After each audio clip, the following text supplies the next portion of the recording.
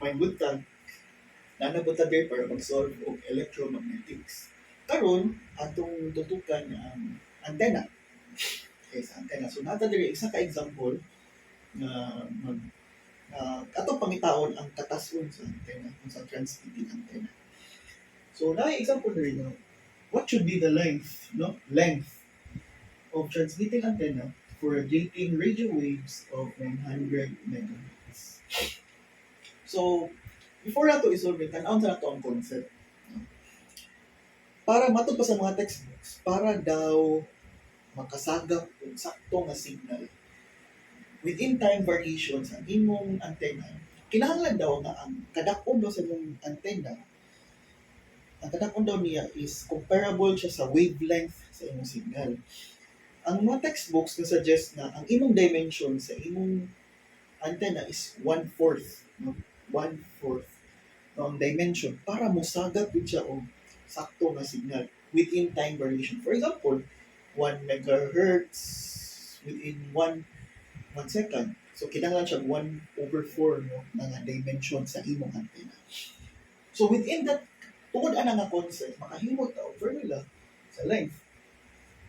And so, length, naatay formula na lambda over 4. Lambda over 4. Note dato na si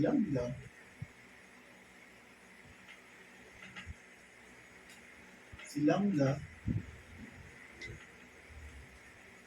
is equal sa imong velocity of the light. Velocity of the light.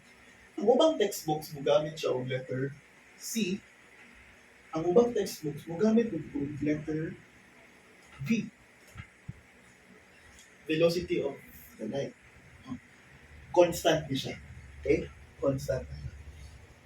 Over your frequency. So, gikan ani nga concept, makakita tao C over 4F. Di ba? C over 4F, that is your length. Ang value aning velocity of the light is 3 times 10 to the power of 8 over 4 times atong frequency given na 900 megahertz or 900 times 10 to the power of 6. Diba? So kung ato lang siyang i-calculate, naatay answer na 0.038 meters or 3.8 centimeters. So, mo na itong answer. Mo na ang length sa imong antenna dapat para maka-transmit siya og 900 megahertz. Nanalang ka sa yun. Lambda over 4. 1/4 sa dimension. Salamat.